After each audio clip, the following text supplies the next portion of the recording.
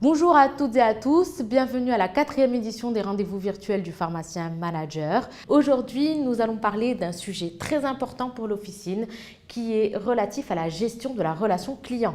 Nous avons vu dans la première capsule quel est le plan stratégique et les bonnes questions à se poser. Rappelez-vous, nous avons parlé de 3 fonctions majeures que l'officine doit absolument gérer pour son bon développement.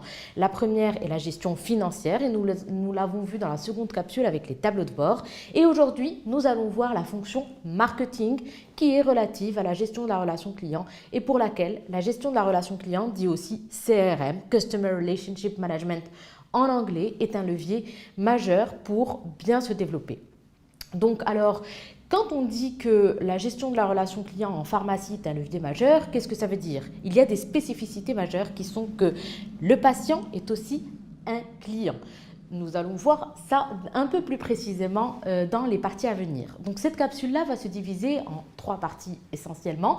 La première, on va parler de qu'est-ce que la gestion de la relation client en général, comment on parle de marketing, marketing transactionnel, marketing relationnel et ensuite, nous allons voir en quoi cela vous est propre en gestion officinale et quelles sont les spécificités de ce marketing pour un professionnel de la santé et pour un officinal en particulier. Et enfin, nous allons parler de la gestion de la relation client, mais plutôt de l'outil de gestion de relation client technologique, CRM. Qu'est-ce que c'est? Comment l'implémenter? Et comment peut-il être au service de votre stratégie commerciale?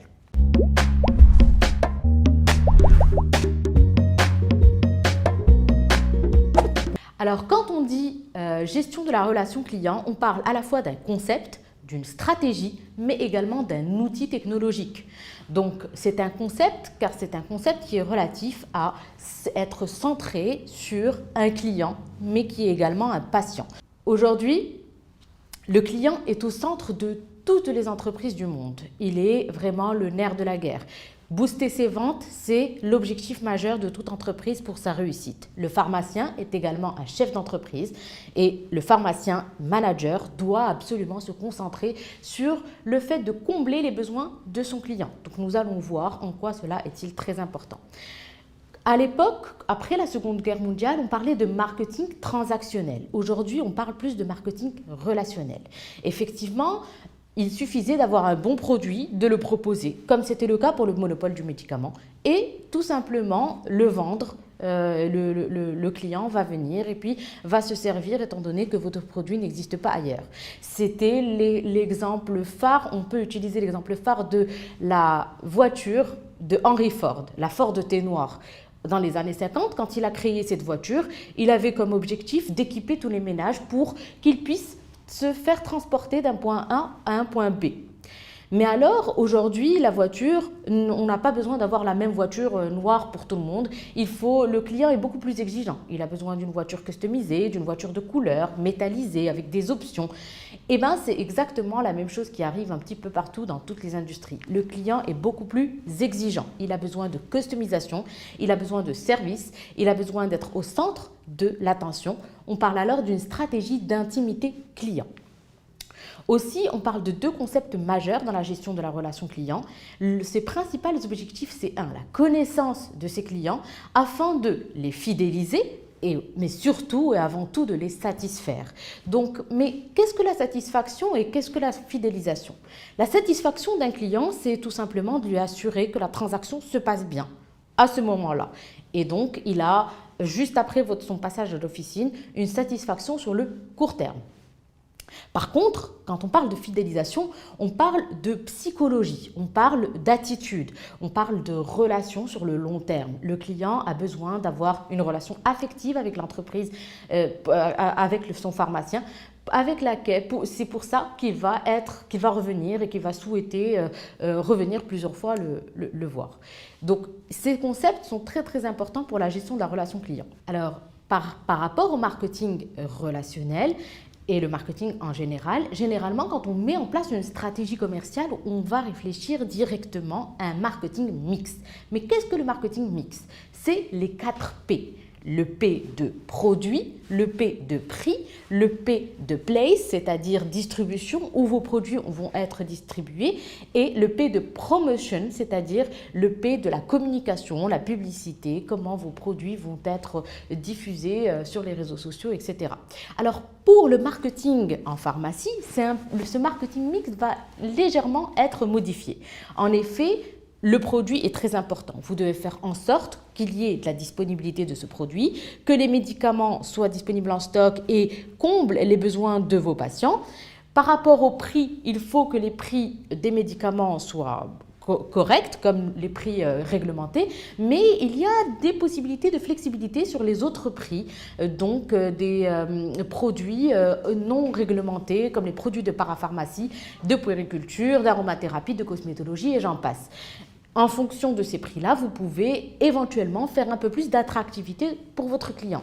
Ensuite, par rapport à la distribution, pour la pharmacie, la distribution est un seul endroit, c'est le comptoir de votre officine, c'est votre espace officinal. Il faut donc faire en sorte que votre espace officinal soit le plus adéquat à la réception de clients pour que le client ait une expérience positive en arrivant chez vous, et c'est pour ça qu'on utilise le merchandising pharmaceutique, faire en sorte que les produits soient visibles, que ce ne soit pas un cafouillis partout, que tout soit clair, que la lumière soit bonne. Donc il y a plusieurs principes du merchandising. Mais par contre, par rapport au 4e P qui est promotion, communication, le marketing en pharmacie est beaucoup plus réglementé.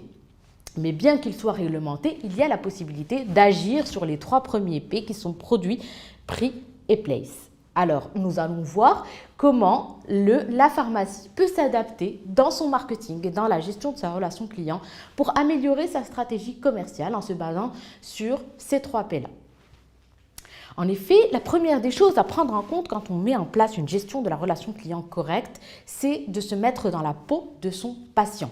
À la fois, votre client, il est votre client puisque vous êtes chef d'entreprise. La définition d'un client, c'est quelqu'un qui va aller vers un fournisseur et qui va payer un prix pour recevoir un bien ou un service. La définition d'un patient, c'est quelqu'un qui va aller vers un professionnel de la santé puisqu'il a besoin de soins médicaux, qu'il soit ou non malade. Mais alors, la spécificité pour vous en pharmacie, c'est que votre client qui paye est à la fois votre patient qui a besoin de soins de santé. Donc, quand il vient vers vous, il a cette double casquette.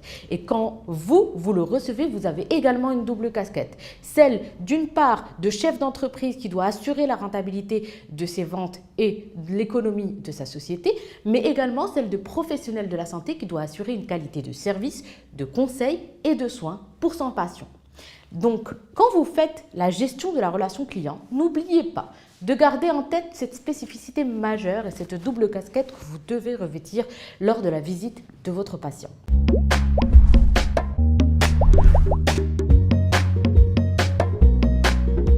Autre chose très importante pour la gestion de la relation client d'un pharmacien manager, c'est d'assurer une expérience pour son client. Effectivement, on avait dit dans le cadre du marketing transactionnel qui est focus sur le produit, vous êtes là, vous avez le médicament et c'est pour ça que le client vient vous voir. Aujourd'hui, ce n'est plus le cas.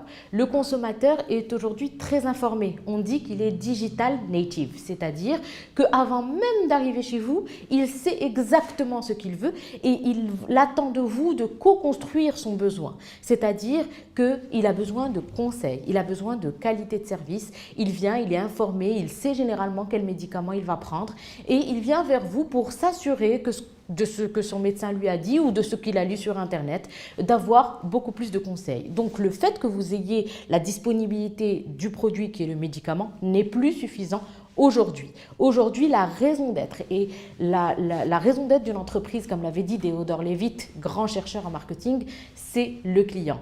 Le client est roi n'a jamais été aussi vrai, étant donné son exigence et la possibilité d'avoir toutes les informations à sa disposition. Donc, pour pouvoir assurer cette expérience positive au client, il faut assurer des leviers moteurs psychologiques afin qu'il se sente à l'aise. Et c'est pour cela qu'il faut essayer de diviser son parcours en 3 parties.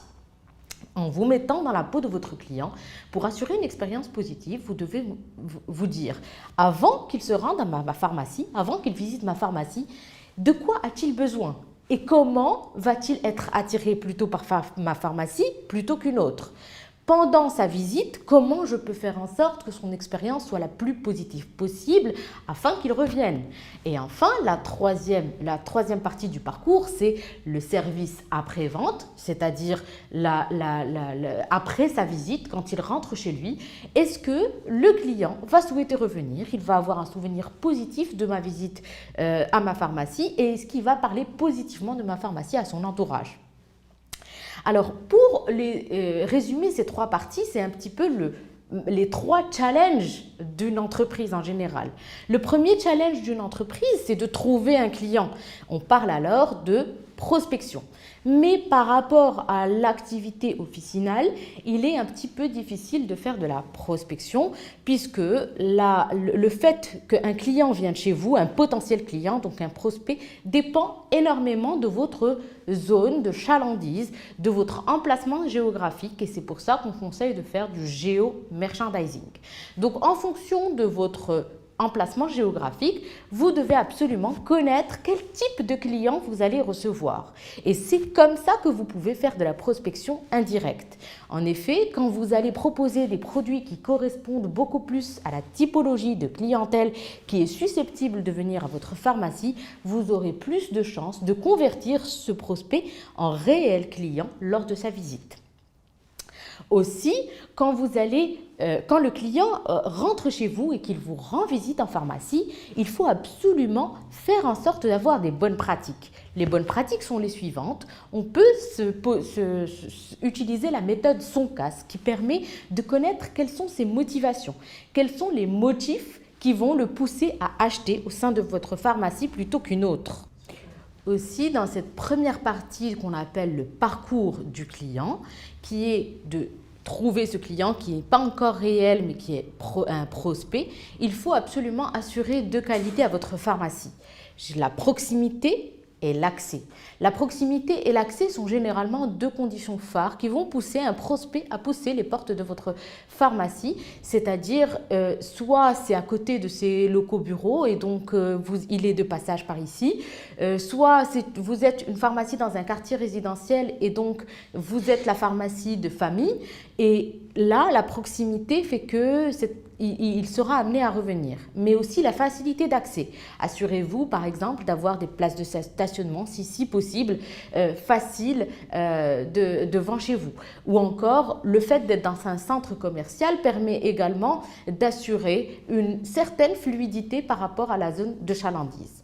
Ensuite, par rapport à la seconde étape du parcours du patient, c'est une fois qu'il pousse les portes de votre pharmacie, il a besoin d'assurer sa qualité d'accueil. Et pour que le pharmacien manager puisse assurer cela, il peut utiliser une méthode, la méthode SONCAS, qui permet de connaître les motivations d'achat, les motifs qui vont pousser et qui vont influencer ce potentiel client qui est à l'intérieur de ma pharmacie mais qui n'est pas encore sûr d'acheter.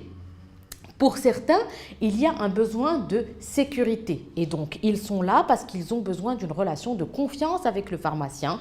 Par exemple, ce genre de clients auront besoin qu'on leur explique un peu plus comment s'utilise le médicament, quelle est sa posologie, qu'ils puissent sentir, qu'ils puissent revenir pour avoir un conseil particulier s'il n'a pas tout compris. Donc, il a vraiment un besoin de sécurité. Et si vous reconnaissez ce genre de client, n'hésitez pas à vraiment être présent pour lui et lui donner tous les conseils nécessaires. Il y a d'autres clients qui auront besoin beaucoup plus d'être valorisés. Et dans ce cas-là, c'est des clients pour lesquels il faut assurer une transaction simple et régulière, donner le produit au bon moment tout en étant concentré sur la transaction, ne pas regarder son téléphone en même temps, ne pas faire une autre tâche administrative en même temps, lever les yeux de son ordinateur, ne pas parler à un collègue en pharmacie pendant qu'il est avec vous au comptoir. Il a donc besoin d'assurer cette transaction, mais avec toute la valorisation qu'une personne nécessite. Enfin, aussi, vous avez d'autres types de clients comme les clients qui ont besoin de nouveautés, qui sont toujours à la recherche de nouvelles tendances, de nouveaux produits. Alors, dans ce cas, par exemple, l'idéal, ce serait que vous soyez reconnu pour ce client-là comme un client qui est une pharmacie qui a la possibilité d'avoir la disponibilité dans ses stocks, d'avoir les derniers produits en vogue qu'il aura lu dans un magazine, qu'il aura écouté sur les réseaux sociaux, Instagram, Facebook, etc. Et donc, pour lui, se rendre à votre pharmacie lui permet d'assurer la disponibilité de ces produits nouveaux. Il y a d'autres clients aussi qui auront un besoin différent que la nouveauté ou la valorisation ou la sécurité. Ils sont attirés par le confort, c'est-à-dire que l'accès à votre pharmacie, la proximité à votre pharmacie est très importante pour lui en termes de commodité. La simplicité d'utilisation aussi et l'accès à votre pharmacie lui permet de revenir parce qu'il passe par là, c'est simple pour lui, c'est facile. Alors n'hésitez pas à lui rendre encore les choses encore plus faciles quand il est là lors de sa visite, en lui donnant des astuces par rapport à l'utilisation de son médicament, en lui donnant des astuces par rapport à l'utilisation de nouveaux produits, etc. Et puis aussi, il y a un autre type de profil de consommateurs qui sont les consommateurs qui sont attirés par le rapport qualité-prix. Et plus vous aurez de remises, et plus ils seront intéressés et attirés par la visite de votre pharmacie. Alors pour ce genre de consommateurs, les grandes affiches au niveau de votre vitrine qui mettent en exergue les bonnes promotions, moins 30%, moins 20%, vont les attirer beaucoup plus que d'autres consommateurs qui auront besoin de sécurité ou d'autres consommateurs qui auront besoin de confort. Et enfin, les derniers consommateurs sont les consommateurs réguliers qui viennent pour votre sympathie, étant donné qu'ils ont une relation affective avec leur pharmacien. On parle de pharmaciens de famille, ils sont habitués à venir vous voir et c'est le fait de rigoler avec eux, faire des blagues, demander après eux, après leurs parents, leurs frères, leurs sœurs, leurs entourages, qui fait qu'ils ont envie de revenir puisque cette relation affective est très importante pour eux. Et généralement, c'est les consommateurs qui sont le plus fidèles sur le long terme. Donc cette méthode Soncas vous permet vraiment de connaître vos clients afin de connaître les motifs moteurs, les leviers de motivation de l'achat et ce qui va influencer leur décision d'achat. Mais pour pouvoir appliquer cette méthode Soncas, il faut d'abord connaître vos clients.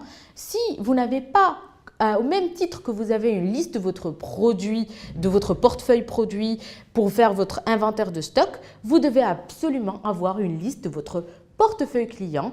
Une liste, c'est une base de données qui vous permet d'avoir tous vos clients en connaissant qu'est-ce qu'ils font, qu'est-ce qu'ils aiment, qu'est-ce qu'ils n'aiment pas et en formalisant leur passage à chaque fois pour pouvoir mieux les connaître. Donc, nous avons dit pendant sa visite, donc la seconde partie du parcours de votre client, il y a deux choses majeures à faire. Connaître ses motifs afin de lui assurer une expérience positive, mais surtout le satisfaire. Mais la satisfaction, qu'est-ce que c'est? La satisfaction n'est pas seulement de donner un bon produit au bon moment à la bonne personne, ou combler son besoin, puisqu'aujourd'hui on a vu, le consommateur est de plus en plus exigeant et il a besoin de plus que ça, d'une relation affective. La satisfaction, c'est combler ses attentes. Si l'attente de ce client en venant chez vous, c'est d'avoir une qualité de conseil, mais pas uniquement la disponibilité d'un produit, et qu'il arrive dans votre pharmacie et qu'on a un discours muet avec lui, qu'on ne lui parle pas, qu'on lui fournit le produit, mais qu'on ne lui donne pas le conseil qui va avec, ce client ne va pas être satisfait bien que vous ayez fait correctement votre travail. Donc la satisfaction est énormément relative aux attentes. Et pour connaître ces attentes, je reviens encore une fois à la liste du portefeuille client et à la connaissance du client. Et nous allons le voir dans la troisième partie avec le CRM, l'outil technologique qui permet de connaître, de gérer et d'anticiper les besoins de nos clients.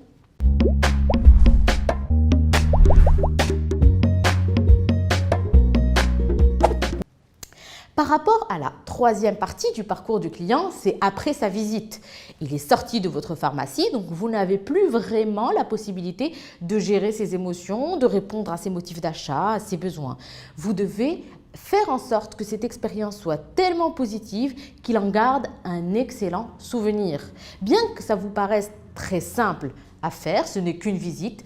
Le gros challenge de la pharmacie, c'est que la visite a un temps limité. Donc sur ce temps limité, vous devez faire en sorte que le patient reparte avec cette nostalgie et qui va lui permettre de vouloir revenir, rendre cette expérience, bien que très courte, magique. On parle alors de le rendre fidèle, mais au-delà de le rendre fidèle, on parle de le rendre ambassadeur de votre officine, afin qu'il en parle dans son entourage et qu'il soit en fait votre propre publicitaire. Il n'y a pas mieux que le bouche à oreille, nous l'avons vu, pour vraiment assurer la publicité et l'influence positive de votre pharmacie sur l'entourage. La fidélisation, c'est quoi? C'est d'assurer cette relation sur le long terme, de faire en sorte que le patient va revenir. Pas une fois, pas deux fois, pas trois fois. Mais attention, le fait d'être satisfait ne veut pas dire que le consommateur est forcément fidèle. Bien qu'il retrouve les produits qu'il veut, si vous êtes de mauvaise humeur à chaque fois qu'il vient, ou vous êtes en train de faire plusieurs tâches administratives et que vous ne valorisez pas alors qu'il a un besoin de valorisation et de sécurité, il pourra peut-être vous changer pour une autre pharmacie, là où il trouvera à la fois et la disponibilité des produits et la relation affective. C'est pour cela qu'il faut absolument prendre conscience que satisfaire n'est pas forcément fidéliser et la fidélisation va vraiment aller au-delà du simple fait de faire son travail, mais de garder le contact, de lui assurer de revenir, de faire le suivi des patients, des maladies chroniques par exemple, et de lui assurer une sécurité sur le long terme. Aussi, on a vu que il ne faut absolument pas confondre donc satisfaction et fidélisation, mais qu'il y a aussi des leviers pour fidéliser davantage les clients. Nous avons parlé pour l'officine de la qualité de l'accueil qui est primordiale avec l'écoute attentive, de la qualité de service et de conseil en tant que professionnel de la santé, mais il y a aussi un autre levier qui est la possibilité de faire des crédits clients. Mais attention, point majeur sur lequel il faut être très attentif puisque cela peut justement avoir un impact sur une autre fonction qui est majeure au-delà du marketing et de la ressource humaine qui est l'activité financière. Effectivement, le fait de faire des crédits clients va pousser votre consommateur client à revenir et donc à le fidéliser, mais on l'a vu, il n'y a pas que cette manière-là de le fidéliser, mais il faut absolument assurer le suivi de ces crédits clients afin d'assurer la viabilité de votre entreprise. N'oubliez pas que vous êtes un professionnel de la santé, que vous avez le devoir de l'éthique et donc de la disponibilité et aussi de l'accès aux médicaments, mais vous avez aussi un devoir qui est de rentabiliser votre officine, de faire survivre l'économie de votre société SARL, personne physique. Et donc pour cela, quand on octroie un crédit client, il faut absolument avoir un outil digitalisé qui vous permet de faire ce suivi avec la liste de portefeuille clients dont on a parlé, une base de données où on voit au bout de combien de temps le client doit être remboursé, où on prévoit des relances téléphoniques. Donc cela suppose d'avoir l'adresse, l'adresse de votre contact, son téléphone et les moyens aussi de le relancer. Sinon, ça peut vraiment causer des problèmes de trésorerie à l'officine et de ne pas assurer la viabilité sur le long terme. À la troisième partie du parcours client, nous avons vu que la fidélisation est très importante. On a vu les leviers de la fidélisation. Mais il faut vraiment faire attention à reconnaître quels sont les clients fidèles réellement et donc qui sont là et qui sont convaincus, qui ont à la fois un comportement de réachat et de retour et de revisite, mais ils ont également une relation affective avec cette pharmacie, avec ce qu'elle propose, avec son pharmacien responsable, etc. Et ensuite, on a les fidèles mais qui sont pseudo-fidèles. On parle de pseudo-fidélité, c'est-à-dire que c'est de la fidélisation par opportunité. On est là puisque vous avez la disponibilité des produits, mais dès qu'il y aura une possibilité d'aller voir ailleurs, étant donné que les prix seront plus intéressants ou que la relation, la qualité de service sera meilleure, ils n'hésiteront pas à changer. Et c'est pour ça qu'il faut absolument les identifier et voir quelles actions correctives et axes d'amélioration vous pouvez faire avec ces clients-là pour assurer leur fidélité et de transformer cette pseudo-fidélité en fidélité réelle. Donc pour récapituler, on a vu que dans le premier parcours, vous avez un potentiel client qui est un prospect. Une fois qu'il pousse les portes de votre pharmacie, il faut assurer son taux de conversion, donc faire en sorte qu'il ait une expérience positive et qu'il devienne un réel client. Et plus il passe de temps en pharmacie et plus il sera amené à avoir des impulsions d'achat et donc à faire plus de chiffre d'affaires. Et ensuite, lors du troisième partie du parcours, vous avez l'enjeu de fidélisation de ce client et faire en sorte qu'il devienne votre ambassadeur pour assurer le bouche à oreille, qu'il revienne et qu'il reste surtout sur le long terme. Pourquoi c'est très important de fidéliser? Puisque d'après les chercheurs en marketing, ça coûte 5 fois plus cher de trouver un nouveau client pour une entreprise que de fidéliser un client existant. Donc, il est tout à votre honneur et c'est tout à votre avantage d'identifier quels sont vos clients fidèles et d'assurer cette relation avec eux sur le long terme, puisque c'est beaucoup plus difficile de convertir un prospect en client que de fidéliser un client qui est déjà satisfait. La troisième partie de cette capsule va nous permettre de voir comment on peut opérationnaliser tous les conseils et les bonnes pratiques dont on a parlé avant dans la première et la seconde partie. C'est pour ça qu'aujourd'hui, on va vous parler de CRM. En anglais, c'est Customer Relationship Management. Plus communément la gestion de la relation client en français, la gestion de la relation client en français. Mais il faut savoir que l'acronyme CRM est souvent utilisé pour désigner un outil informatique qui vous permet d'avoir votre stratégie commerciale au sein d'une technologie et qui vous permet d'avoir des tableaux de bord de suivi de votre client. La première étape pour la mise en place de ce CRM, c'est la connaissance de vos clients. Il faut d'abord les identifier. Donc, avant toute chose, pour la mise en place d'un outil de la gestion de la relation client, il faut les identifier. On parle alors de faire une base de données du client avec des fiches clients relatives à chaque client. Ça paraît être un travail assez fastidieux au départ puisqu'il faut identifier ses clients. Mais une fois que vous l'avez mis en place, à chaque fois que votre client arrivera au comptoir, il y aura directement la saisie de comment ça s'est passé avec lui, de quoi il avait besoin, si vous avez identifié son motif d'achat, son levier psychologique moteur, son motif de réachat, etc. Et cet historique-là va vous permettre de mieux gérer encore cette relation à sa prochaine visite.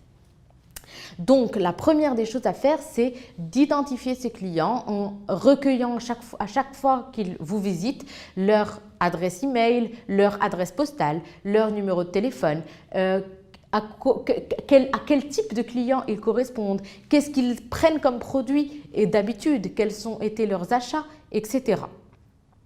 Mais une fois que j'ai toute cette information, mais comment je vais la traiter et comment je vais la collecter, c'est ce que nous allons voir dans la deuxième étape de la mise en place de l'outil CRM. L'outil CRM nous permet aussi d'effectuer une segmentation de notre clientèle. Enfin, c'est pour ça que si vous avez un certain nombre de clients, ils sont dans une base de données, chacun a une fiche client, il faut voir lesquels correspondent au même groupe de clientèle. C'est-à-dire, est-ce qu'ils ont les mêmes motifs d'achat? Est-ce que ce groupe-là est beaucoup plus attiré par la sécurité, mais ce groupe-là est beaucoup plus attiré par la valorisation, mais ce groupe-là, ils ont un pouvoir d'achat limité et donc les rapports qualité-prix, c'est ce qui va les attirer. Ou alors encore, les diviser de sorte à savoir quel type de clientèle achète quel type de produit. Donc, faire en sorte de matcher le couple produit-client. Il y a des clients qui seront beaucoup plus intéressés par les médicaments et qui viennent uniquement pour les médicaments. D'autres patients vont venir beaucoup plus parce que vous avez une large gamme et une offre en aromathérapie. Et donc, vous serez pour eux la pharmacie référence quand ils souhaitent venir se fournir en aromathérapie. Cette segmentation vous permet aussi de savoir quel client fait quel chiffre d'affaires avec vous et donc quel client est plutôt fidèle et comment justement, qu'est-ce qu'on a dit tout à l'heure, celui qui est fidèle, comment le fidéliser davantage puisque c'est ce qui me coûte moins cher en tant que chef d'entreprise. Et enfin, le taux de visite par rapport au taux de conversion. Combien de personnes j'ai eu à l'intérieur de mon officine, mais combien de réels clients j'ai. Ce ratio vous permettra de savoir si votre merchandising en officine donne envie, si l'accueil de votre clientèle a été suivi de manière correcte, si les clients sont du genre à plutôt revenir ou pas du tout et quels sont les motifs de leur conversion. Et donc, Pour la mise en place de cet outil CRM qui nous permet de savoir tout ça, il y a des éléments clés par rapport à l'accueil de cette clientèle qui seront le sourire, la posture, l'attitude, la rapidité de prise en charge. Et ça aussi, vous pouvez le calculer grâce à un outil informatique. La gestion de l'attente devant la caisse, la reconnaissance du client une fois que le client rentre et qu'il voit que Monsieur tel, je vous reconnais, il se sent tout de suite valorisé, il a envie de revenir. Et aussi l'aménagement et le réaménagement des espaces, de sorte que le client puisse se balader en officine, puisse passer plus de temps à regarder vos vitrines puisqu'elles sont belles, parce qu'il y a de la disponibilité, parce qu'il y a de l'information. Pensez à faire aussi des affiches informatives par rapport aux produits que vous proposez. Ça lui permettra de passer plus de temps en officine et donc à l'encourager beaucoup plus à l'achat. Par rapport à cette solution CRM, il faut absolument être très attentif à sa mise en place. Il faut voir de quoi vous avez besoin. Donc, on a vu le parcours client et lors de ce parcours, vous avez besoin de connaître quoi, de savoir quoi. Il n'est pas hyper important de prendre des solutions avec une panoplie d'options qui ne vont pas vous servir. Il faut que la solution soit simple, ergonomique et facile d'utilisation afin que vous puissiez faire le suivi à travers des bases de données clients, des tableaux de bord faciles à remplir, faciles à saisir. Et un autre élément très important, c'est que vos collaborateurs puissent le saisir facilement et l'utiliser facilement. Donc plus votre solution CRM est simple, plus vous y êtes préparé, vous connaissez vos clients à l'avance et vous faites ce travail de formalisation de qui sont mes clients. C'est un travail qui va vous prendre quelques jours, quelques heures, mais c'est très intéressant à faire avec vos collaborateurs. Une petite analyse sur une semaine, sur 2 semaines, vous permettra vraiment d'avoir une stratégie commerciale beaucoup plus performante à l'avenir. On n'y pense pas souvent, mais vraiment, cette stratégie commerciale peut changer les choses et la donne. Et cet outil CRM va permettre d'assurer la pérennité de cette stratégie commerciale. Mais il faut absolument former les collaborateurs et les sensibiliser. Le fait de mettre une solution CRM qui est uniquement utilisée par le pharmacien responsable ne sert à rien. Effectivement, elle ne sera pas remplie par les collaborateurs, elle ne sera pas utilisée par les collaborateurs et donc elle n'aura pas la performance souhaitée. C'est pour ça que je vous conseille vraiment de vous faire accompagner par un prestataire qualifié qui a une solution qui est adaptée à vos besoins. Pas besoin de prendre un canon pour tuer une mouche. Vous pouvez trouver des solutions CRM très accessibles, abordables en termes de prix et faciles d'implémentation. Je vous souhaite à tous bon courage dans cette nouvelle aventure.